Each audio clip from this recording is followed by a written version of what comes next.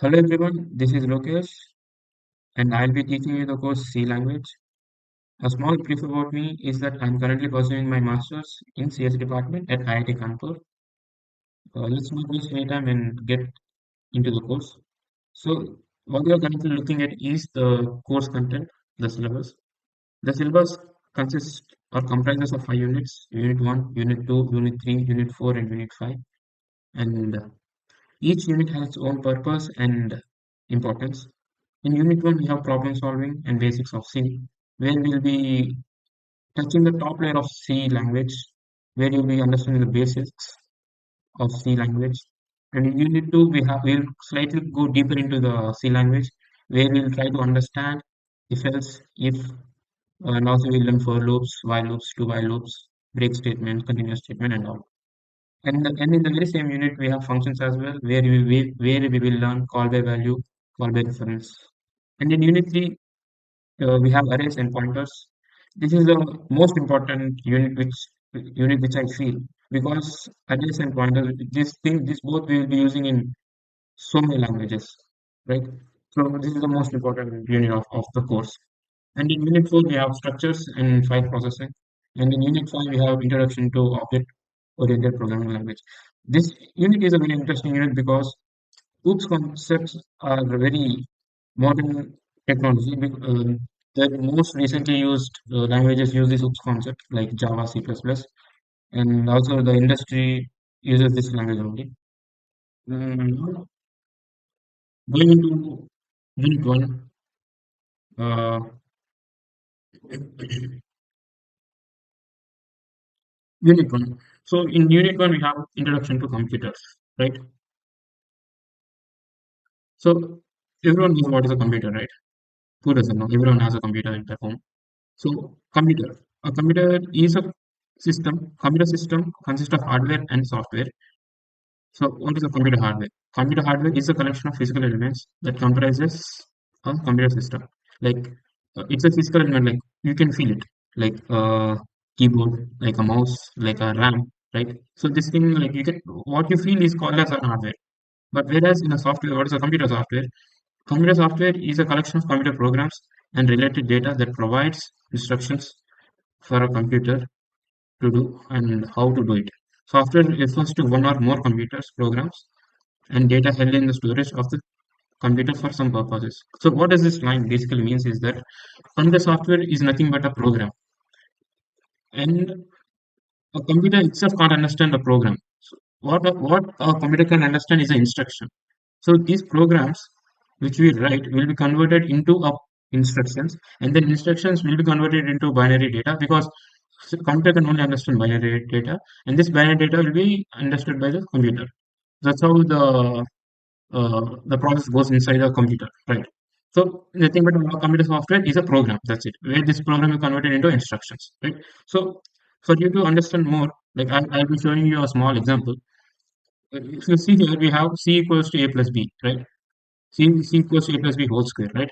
So this C equals to A plus B whole square, when we give it in a program, uh, this thing will be converted into an instruction. See, if you look at here, we have this thing, right? Move AX, these are all called as instructions, which we won't be covering it in this course. But as a part of CSE students, it's better to understand through other courses. These are very important for a CSE student. And moving on to the next point. So what is basically computer software is of three main types. Like the programs are of three main types. One is operating system. So every system needs an operating system. Why? Because to interact with the system, there should be something interface. You can't directly talk to the system like give me that, give me this. So an operating system is required to communicate with the uh, system itself. And there are so many popular operating systems which includes Windows, Mac, Unix. The most popular one is Windows and Mac, right? Everyone has Windows and Mac in their laptops or computers. And coming to next, computer software is nothing but the application software. What is an application software?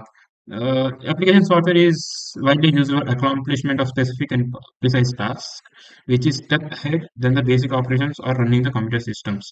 Like For example, you can take like Facebook, Instagram. So what are all these? These are nothing but programs, right? Which are uh, which system doesn't use it? These are used by the clients or the user applications, right? So to use that application, we write the software codes. So there is this is comprised of one of the computer software, right? And now moving to system software. So even for example, I'll give you a small example how system software works. Like when you type anything, how does the system knows that you are typing this? It does not directly know. So there should be an intermediate device where we can communicate with the hardware and the software. So which is nothing but so that part will be taken care by the system software. So for example, we have this thing like we have like what drivers for CPU. Drivers for CPU will be acting as intermediate source for the software and hardware. Even the motherboard, mouse, printer, keyboards, all these can only be interacted with the system through an intermediate called a system software. That is the definition of system software. Now moving on to the algorithm, which is most important for the coding part. So what is an algorithm? An algorithm is a description of procedure which terminates with the result.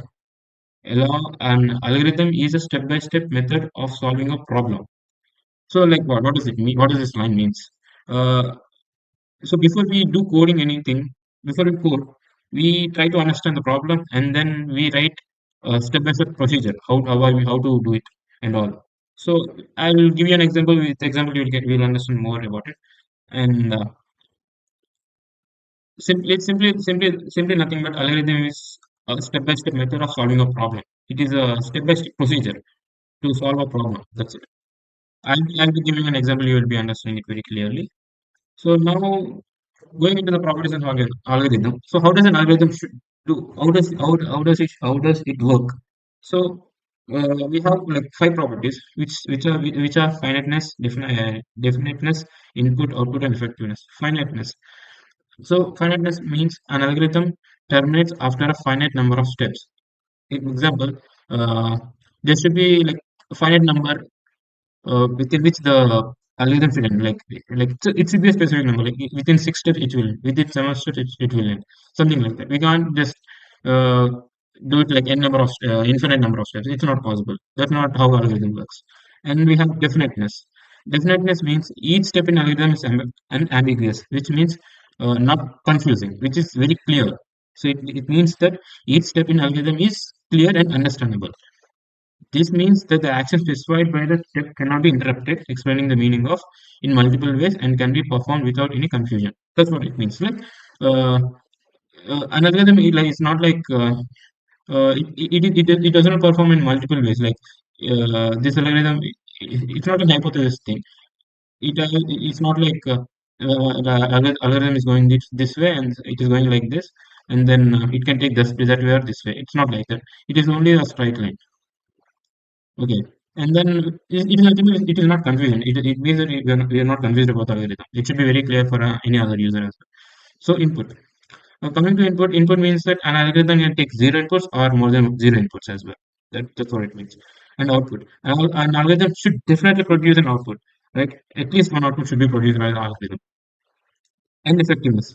It consists of basic instructions that are realizable. This means that instruction can be performed by using given inputs in a finite amount of time.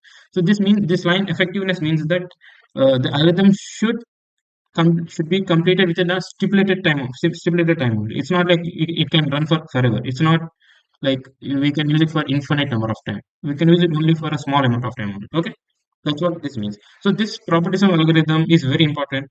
This carries like 2 to 3 marks within this unit itself. So this is a very important. I suggest you learn this thing. Okay. Now moving on to a flowchart. Flowchart is also an important scoring topic because this is very easy to understand, and I'll be giving you an example along with that. So what is a flowchart? Flowchart is nothing but a diagrammatical representation.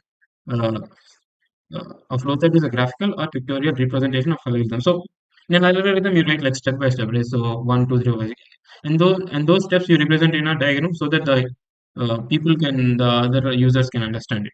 It is similar to an algorithm only. So how do you represent, how do you draw the uh, pictorial representation of algorithm? It's very simple. Like terminator. Terminator means start or stop. Terminator means stop or stop. So beginning and ending, we use this symbol. Okay. The process, like for any arithmetic computations, like a plus b into b, something like that, we use this thing. Okay. And decision making, for example, if you are using if conditions, like a, if it is a is greater than b, we use this symbol. And connector, like to connect multiple condition statement, we use this. And data, like reading the inputs and printing the inputs, we use this, right? So uh, I will show you a slight example where where it will help you to understand how this flowchart works. Look, so as I told you earlier, start and stop. The terminators. Terminators will be shown with this diagram, right? This with this start diagram, with this box diagram or something like that. Start and stop. Not sharp edges, like early edges. Okay. And then declaring variables, like initializing variables, since it is not, it is also an arithmetic operation, so we will use rectangle. Okay. Int a comma b comma c, something like that. Reading inputs a and b, like we will enter our inputs through keyboard, right? That is called as reading inputs, which is an input output operation, so we are using parallelogram here. And then we are using a greater than, this is a decision making, right? So this whole algorithm states that, like, we have to find the number which is greater, number where, like, we have to find the largest number among three variables. So for that, we will use this if condition. So this is a decision making. So what's happening here is, if A is greater than B. So if A is greater than B, it will go side. And also, and again, it will check that if again between C and A, if A is greater, it will print C. Okay. Sorry. If between A and C, if A is greater, it will print A. Yes, it will print C. Something like that. Okay. This is a kind of simple example to understand. This is how a flowchart looks like. Now coming back to our notes, now we have program development steps, right? Step. What does it mean? It means that how do you solve a coding question? How do you write a coding question? So simple. Like, there are like 5 to 6 steps. If we follow that, it is very easy to write a code. So the first step is statement of problem. It is nothing but problem statement. It is the question. Like it is nothing but the statement of a question, how to, what is the need of that question, what is the need of the problem, what is the inputs, what are the expected outputs of that problem. Simple. So what does it mean? Like, working with existing system and using proper questionnaire, the problem should be explained clearly, right? So you need to understand the problem very clearly. Only then you can solve it. And the next thing is, what inputs are available. So yeah, as I told you earlier, so what are the inputs we have, what are the outputs that they're expecting, and yeah. Now moving to analysis. So after understanding the problem, we have to analyze the problem. Like, how are we going to do it? So is there any method to do it? Like, the method of solution to solve the problems can be identified. We also did which, so we find out what are the methods to solve this problem and all. This is the analysis phase. In the design phase, we do what we have analyzed the problem. Like, we write the algorithm or the flowchart using the analysis phase, like what we have analyzed from the problem, and then we also add extra data, focus on data architecture, user interface, and program components.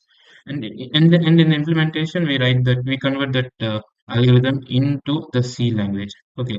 So after converting into the C language, these are the stuffs. These are the things where the user will do it. The implementation also, the user will do it. But whereas the compilation is not done by the programmer. It will be done by the system itself.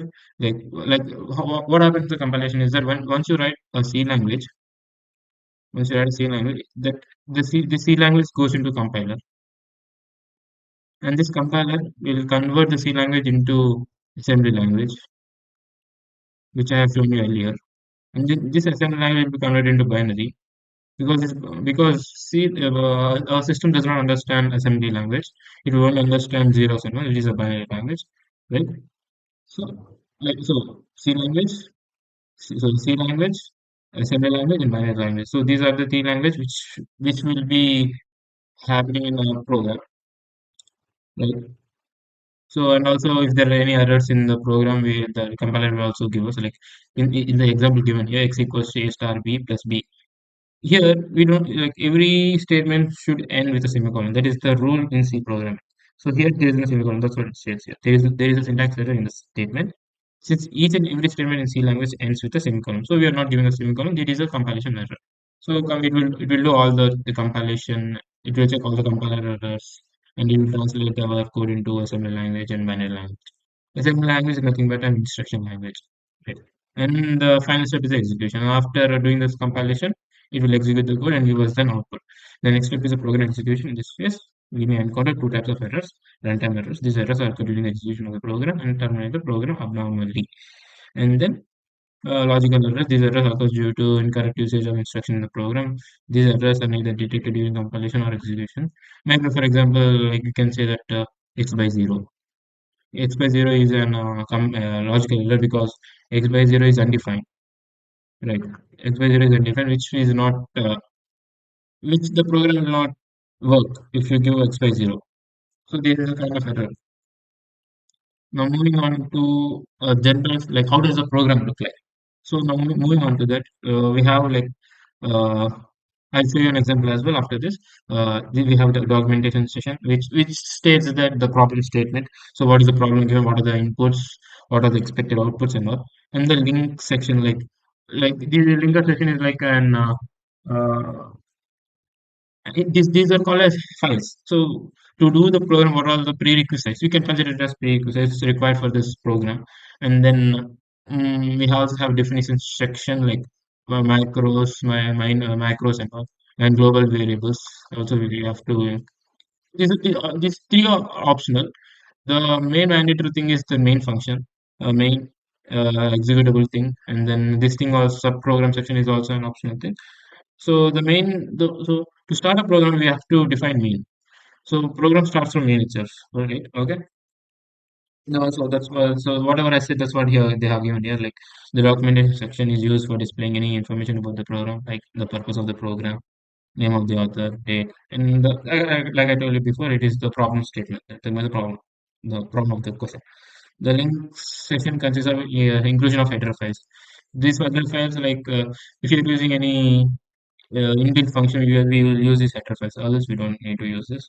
And this macro definition, micro definition, we will be discussing this at the later part of the course. Even we will discuss any header files later part of the course as well. And also we have this globally correlated relations. This thing also we will discuss in the later part of the course. And main, like I told you before, main is the function where it is mandatory for us to use it because this is where the program starts. So without main, you cannot start a program, right? And now the last section, which is an optional thing, the subprogram section, which is an option. Okay.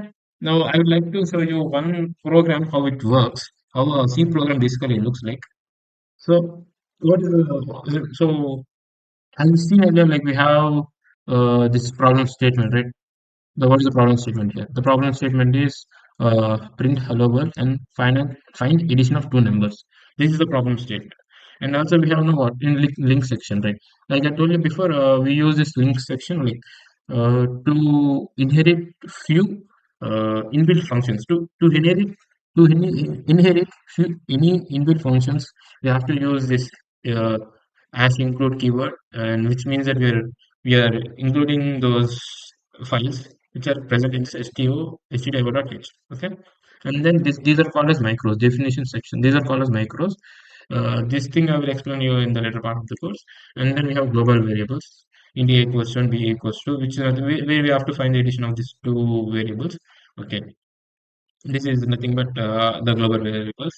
Now, int main is the main part of the code because this is where the coding, like this is where it will start the program. And then we are printf hello world. This syntaxes we will learn in later part of the course. So I'm just giving you an example how the C program looks like. Printf hello world slash n means it will print the hello world again in C equals to AB. This AB will be replaced with A plus B because that's what the definition of micro. Okay. So if we will replace with a plus b, so it is equals to a plus b. What will happen is 2 plus 1, which is nothing but 3. So printf addition of 1 and 2 will be 3. So when we run this program, what can be expected is see, hello world, addition of 1 and 2 is 3. So this is how C program looks like. So yeah, this is it for this today's video. We will learn more about C programming in the next lecture. Until then, stay tuned. Bye.